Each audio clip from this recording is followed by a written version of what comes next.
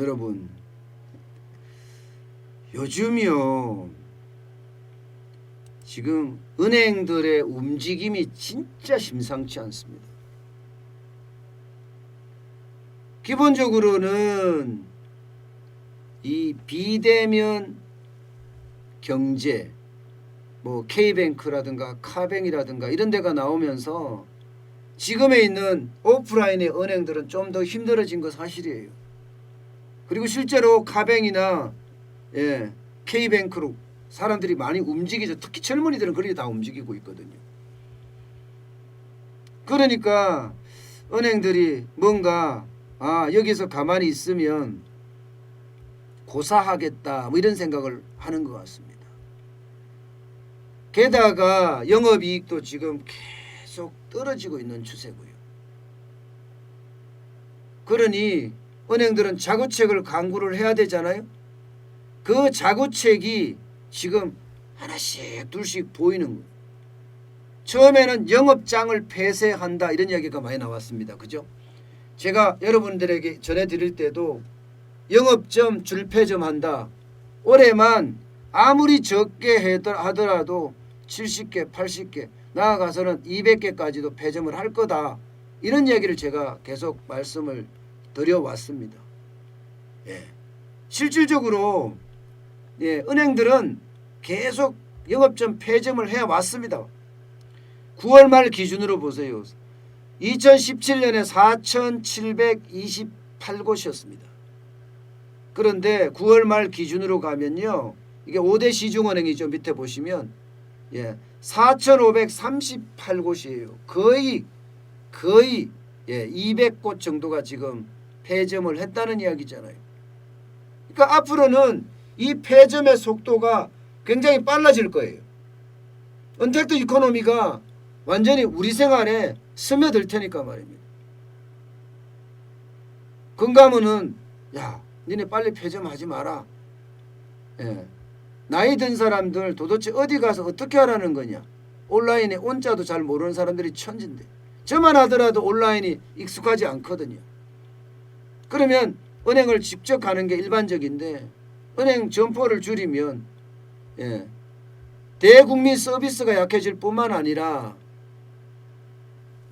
이 기업에서도 은행에서도 구조조정이 일어날 수 있는 그런 상황까지 올 수가 있거든요.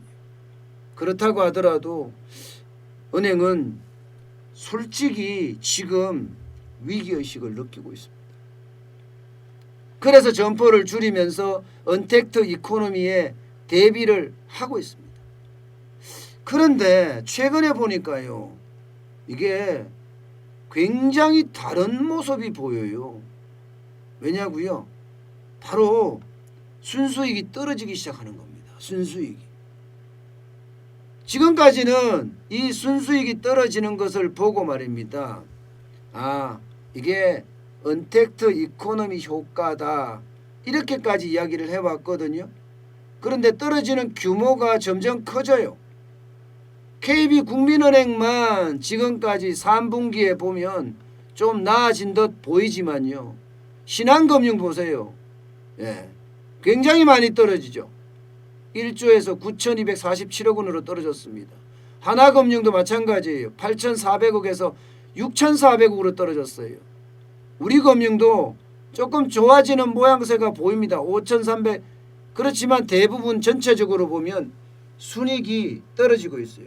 그동안은 언택트 이코노미 때문이다. 코로나 때문이다. 이렇게 의견이 분분했거든요. 근데 실질적으로 딱 보니까 이게 은행의 미래가 불분명하구나. 이대로 가다가는 자칫 잘못하면 큰일 나겠구나. 은행들은 이미 감지를 했어요. 그래서 부동산을 팔기 시작했습니다. 쉽게 말하면 자산을 유동화하는 거예요. 부동산을 팔아서 현금화하기 시작했다니까요. 모든 은행들이 다 말입니다. 모든 은행들이.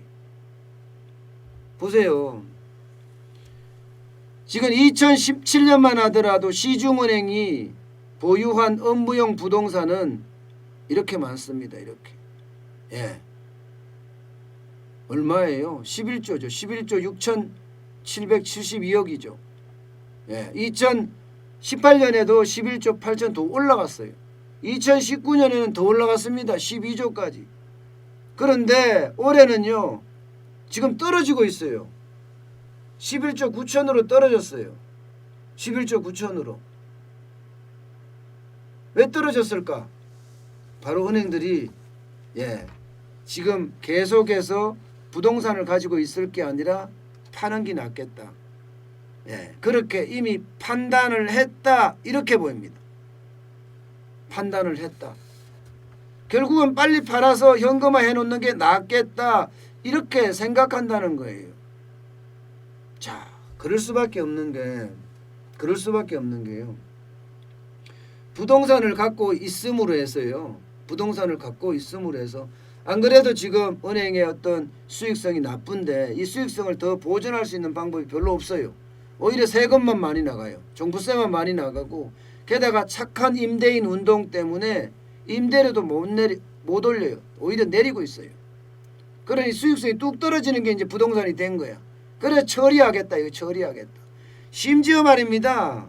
심지어 강남에 있는 알짜 점포까지도 지금 팔고 있습니다. 강남에 있는 알짜 점포. 은행들이 그동안 부동산을 샀는 경우가 많거든요. 그런 점포까지도 팔고 있을 정도예요. 자, 이렇게 했을 때 우리는 과연 어떻게 해석을 해야 될까? 지금 은행이 사실은 위기를 느끼고 그에 대한 구조조정을 이미 단행을 하는 것 아니냐. 이렇게 평가하는 사람들도 많습니다. 저도 마찬가지고요. 일단 은행의 악재가 아무리 적어도 세 가지는 됩니다. 세 가지. 1번이 가계부채가 연체율이 늘어난다. 2번이 기업부채 연체율이 늘어난다. 이게 연체율의 문제입니다. 연체율의 문제. 연체율의 문제는 내가 대출에 돈을 못 받는다는 이야기잖아. 이게 위기의 요인이라고 보이고 두 번째가 언택트 이코노미 때문에 카뱅이나 K뱅이 계속 떠요. 오히려 지금 은행들은 어려워지고 있는 상태입니다. 그래서 비대면 경제 쪽으로 빨리 확산되면 그에 따라서 5대 시중은행의 어떤 비중은 점점 줄어드는 그런 사태가 오지 않겠느냐 뭐 이런 이야기까지 할 정도입니다. 그러니까 점포를 줄여나가는 거죠. 비용을 줄이고자 고정비를 줄이겠다는 거죠. 세 번째는 코로나19입니다. 코로나19가 길고 불규칙하고 불명확하다. 이게 핵심이잖아요. 은행에도 똑같이 적용해야 되는 겁니다. 똑같이. 코로나19의 충격으로 은행의 어떤 경영 상태는 점점 더 나빠진다. 그렇게 이야기할 수 있는 거예요. 그래서 사업부터 먼저 구조조정하는 거예요. 그리고 이제 희망퇴직이 나올 거고요. 여기서 한 단계 더 나아가면 그건 바로 정리해고거든요. 그 상태까지는 안 가기를 바란다. 이렇게 생각을 해야 되죠. 그러나 은행들이 이렇게 움직이는 데는 분명히 생각을 해볼 필요가 있습니다. 알짜 부동산까지 팔아가면서 이렇게 한다는 게 오히려 말입니다. 충격을 줄 수도 있기 때문이에요. 충격을 줄 수도 있기 때문에. 그래서 저는 도대체 은행들이 어떤 생각을 할까? 은행의 전략은 어떤 생각을 쓰고 있을까? 또 은행은 돈의 흐름을 굉장히 잘하는 사람들이거든요. 지금은 오히려 더 모를 수도 있어요. 이자 상환이 지금 제대로 안 되게 유예되어 있기 때문에 대출을 빌린 대출자들이 어떻게 돌아가는지 정확히 모를 수도 있습니다. 그렇지만 다른 누구보다도 현금 흐름은 잘 알 겁니다. 다른 누구보다도.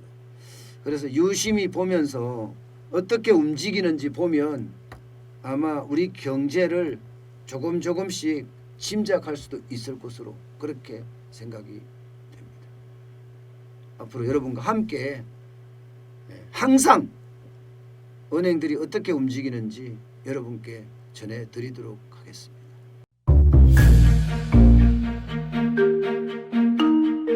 세종대왕과 샤넬 넘버 5 벤츠 자동차의 최고급 기종인 마이바흐의 공통점을 아시나요?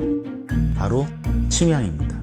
침향이란 동남아시아에서 자생하는 침향나무가 상처를 입었을 때 스스로를 보호하기 위해서 분비시키는 침향나무의 진액입니다.